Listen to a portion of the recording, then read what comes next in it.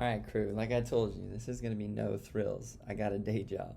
But it's an opportunity to really start openly communicating about investing, creating personal wealth, and being financially independent. So today, I want to do things a little bit backwards. Typically, if I were going through like a financial course on this, I would start at the beginning. And the reality of it is you can't make money if you ain't got money. And so establishing a budget, spending money properly, learning how to save, those are very essential key elements to ever being able to make money, right? If every dollar you make essentially becomes your employee, how you distribute your employees will depend on how much money your business, your Tim Inc. Is able to make. So we will get to that, and I find it keenly important. So please don't skip that kind of a notion. However, I wanted to start today with the idea of investing. If anybody's joining this and already has a few bucks in their pocket, and while they work on improving other elements of their overall financial health, if they want to get to work, putting that money to work, I wanted to tackle that subject right off the bat, because one element of the investing and one thing I'll be doing here is sharing with you my personal portfolio and my Joey Knish model for long-term big growth as well as short-term small growth. And so as I make short-term growth decisions, I'll be posting those videos very quickly. If you subscribe, you're going to get a notice. You'll know exactly what I sold and then what I bought in return. And I want to get that out there immediately because I'm buying and selling almost on a daily basis, and I want people to start getting that information.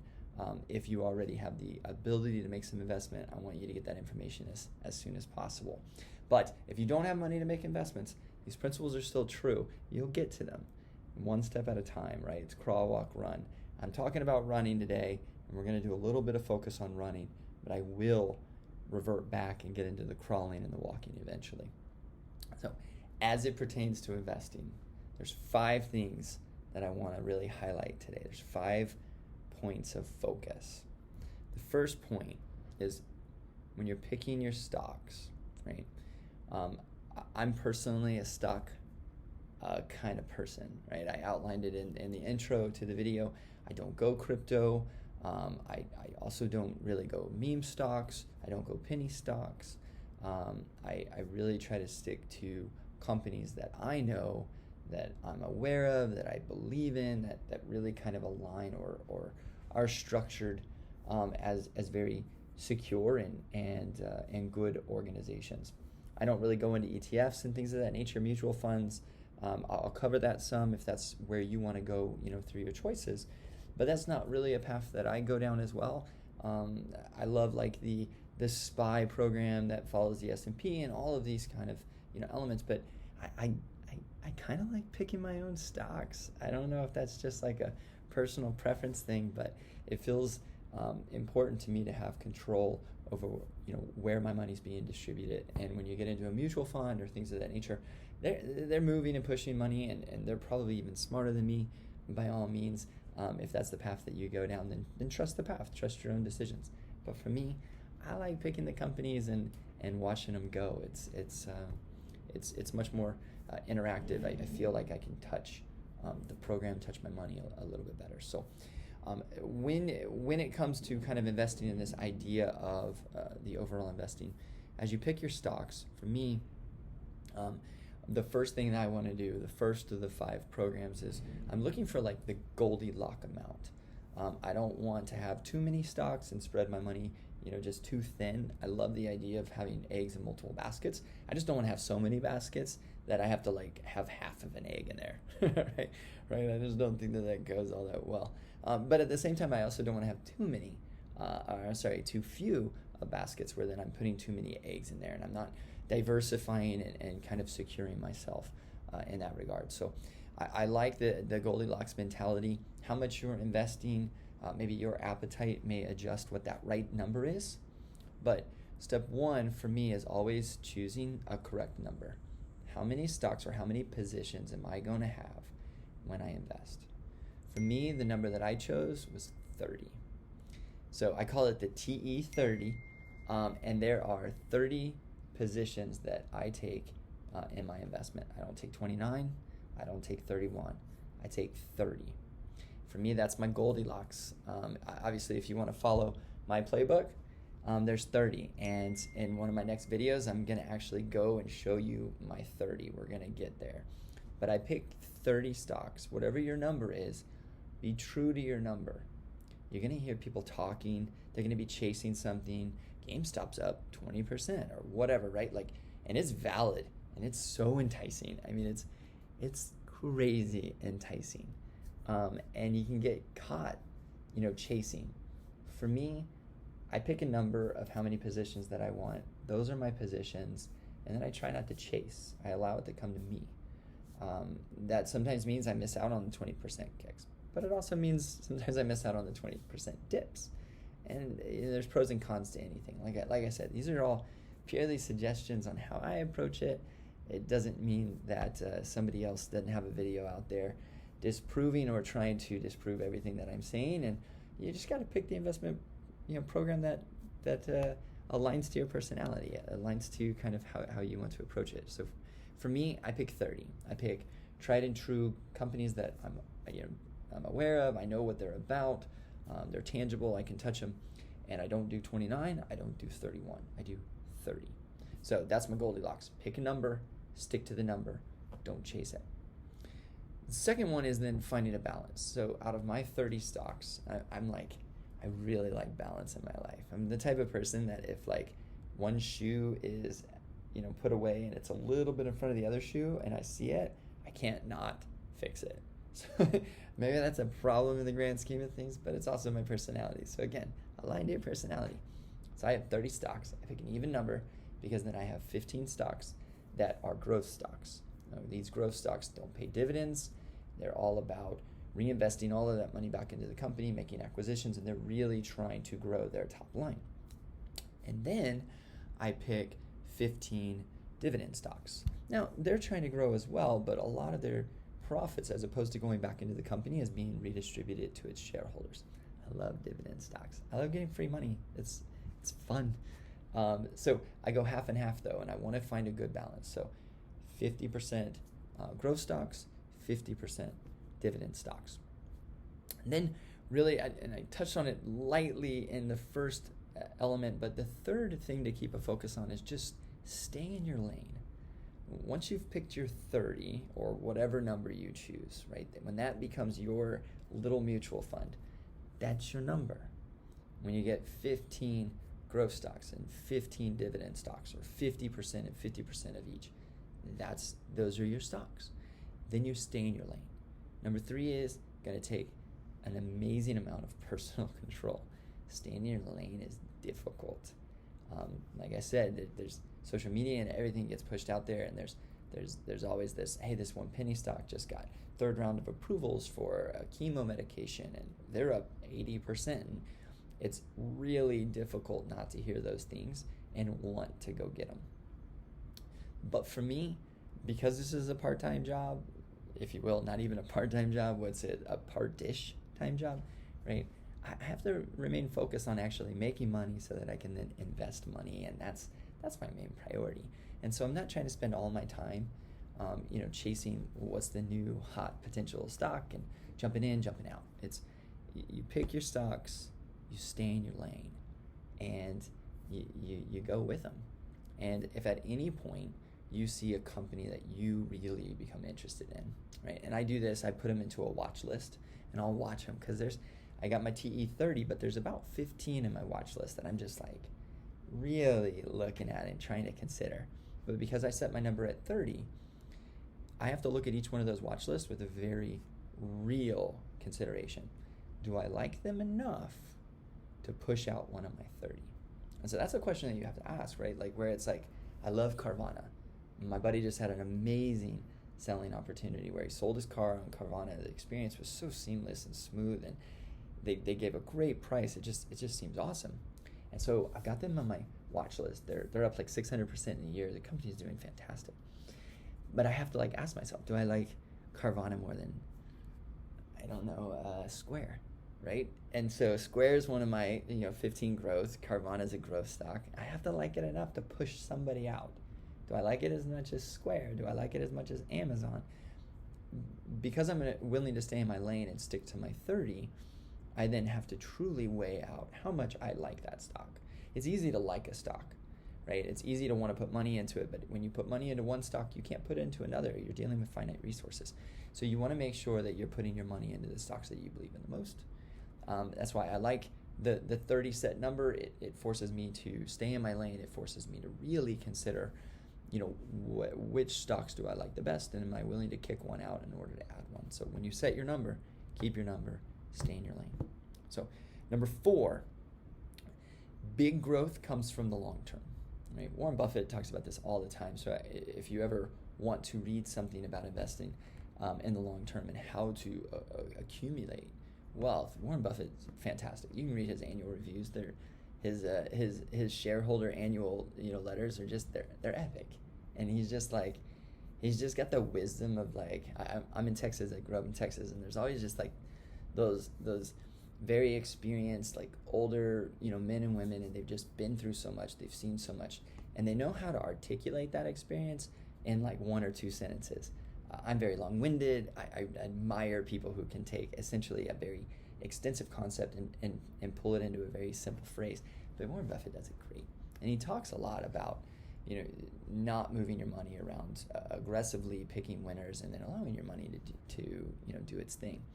And so the majority of our money, in fact, 3/4 of any money we invest, 75 cents on the dollar, will always go towards the TE30, and it stays in the TE30, and you let it ride.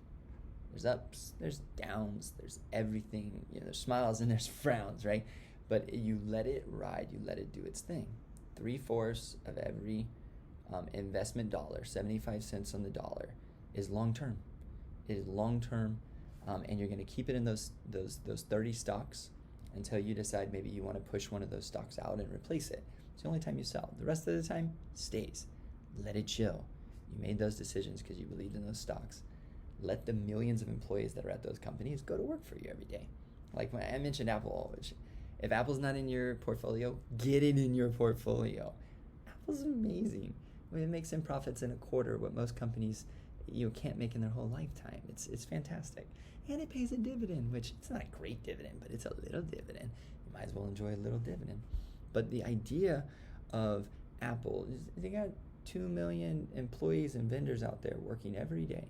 And so when I buy a share of that company, all those employees are essentially going to work for me today. So I'm not going to move my money around here, there, and everywhere trying to chase something. I'm going to put it in there, let them go to work for me, let them go make me some money. And Apple's made people an extreme amount of money in that regard. So 75 cents on the dollar goes to your TE30, and you don't move it. Let it chill. Let it do its thing. However, 25 cents on the dollar, we move it. And we look at short-term opportunities. Again, staying in our lane, we never invest in a company not in our TE30. So whatever 30 companies, positions you take, you don't make an investment outside of that 30, ever. The only time you make an investment is if you're pulling somebody in and kicking someone out. It's the only time you step into a new position. Otherwise, you don't have a new position. You have 30 positions. You continue to put your money into those positions. So 25 cents on the dollar, what you're going to look for are short-term opportunities within your 30 positions. I'm going to cover this extensively in another video because these are actually going to be the very small, short videos that I send all the time about the buying and the selling. Once you know your 30, and I'll show you my 30, you don't do anything with the long-term money. 75 cents on the dollar. Every time you put money into the investment, distribute it to your 30 and let it sit there.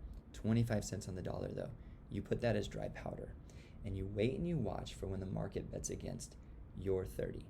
There are always little blips, little moments where the market bets again, reacts emotionally, right, to something that happened either in a macro environment or in that micro environment of the company. They overreact to it, or they react to it. Maybe let's just say they react to it. And whenever that stock takes a dip of 2% or more, you put your dry powder in the stock. And you put your dry powder in the stock, and then you set a limit price, an automated limit price.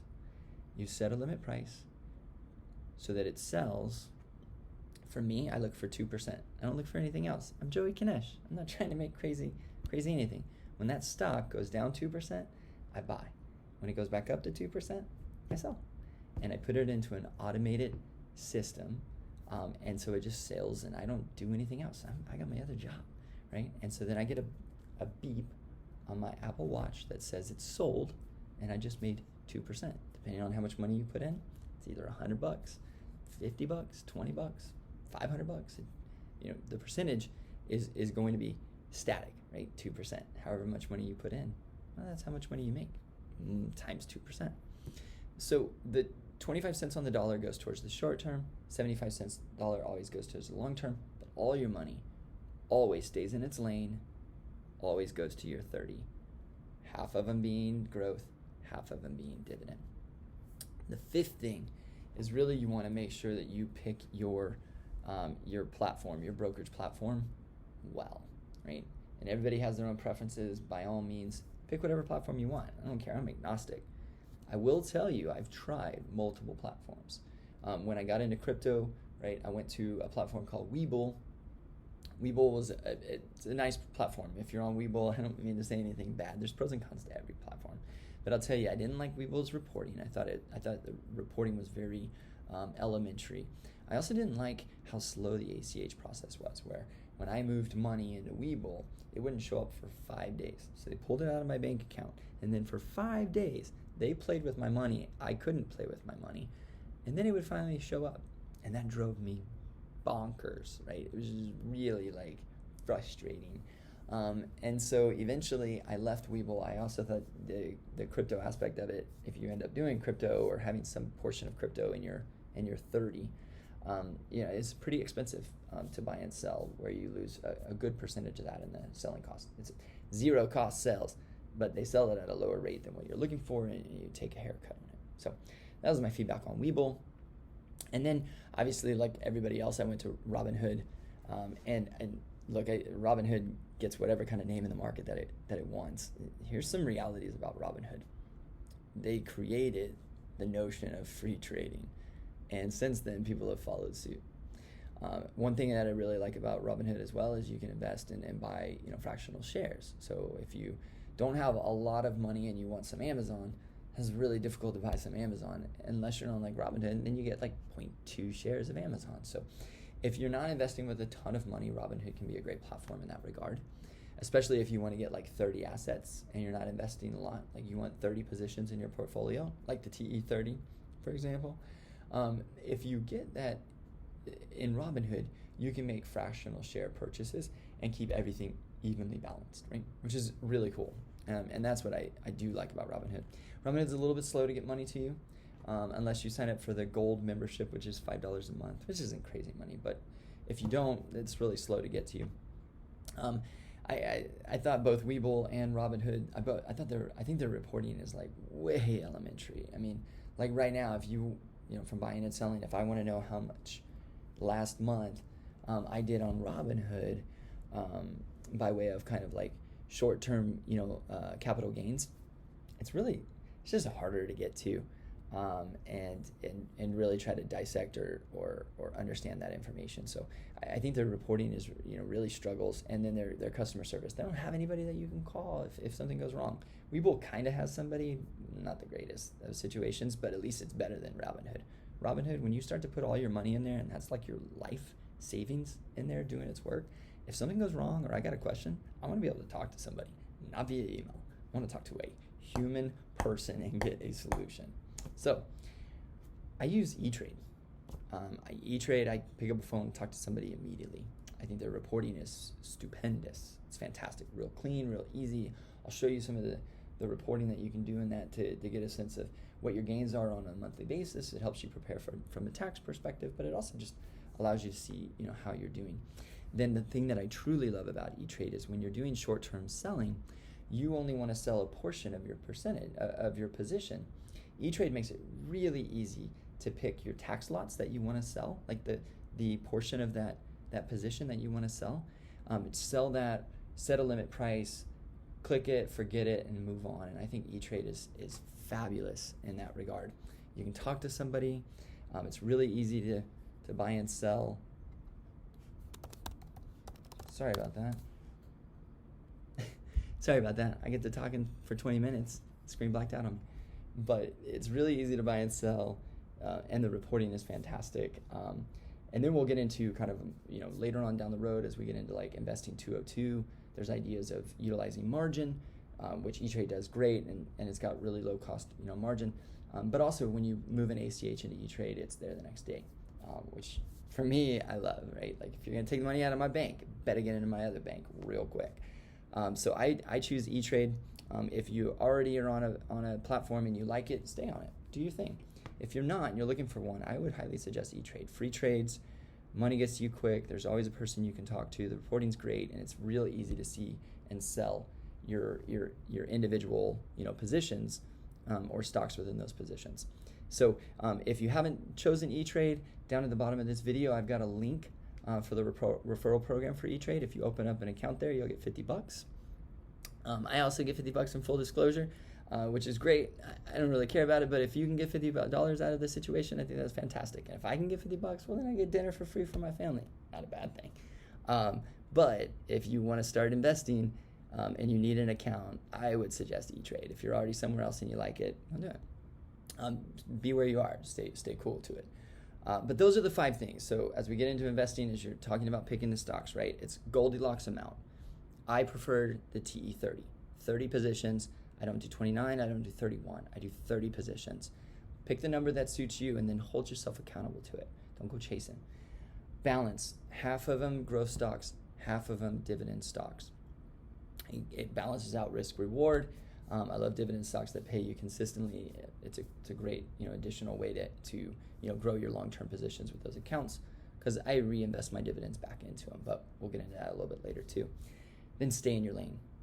Stay in your lane. Pick your 30 based on what you believe. Feel free to look at my 30 if you need some ideas or anything along those lines.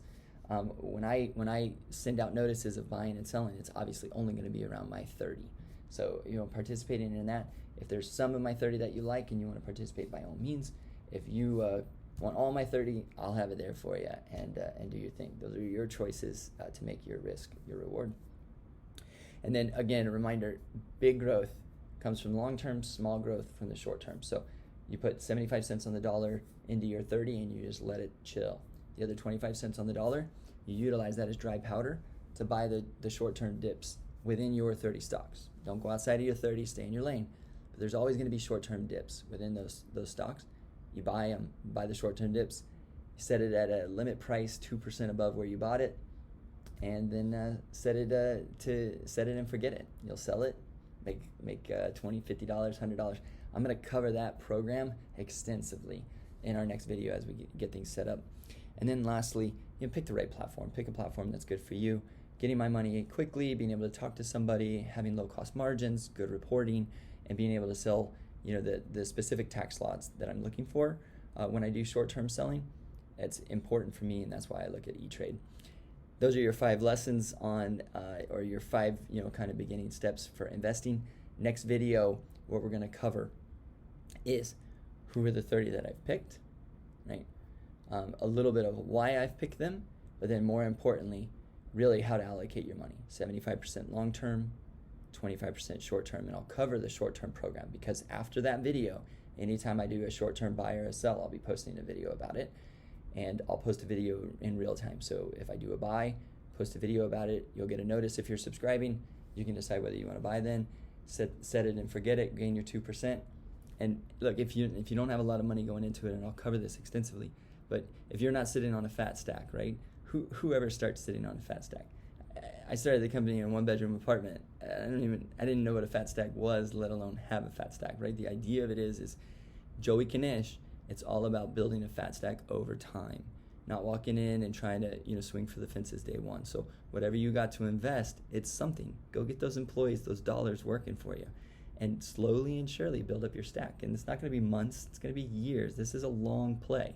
Building personal wealth, financial independence, it's not a monthly or a daily kind of a mentality to accomplish it. It's yearly. It's making daily and monthly decisions that then will eventually impact your yearly and your decade kind of a situation. So let's get into it. Next video is coming soon.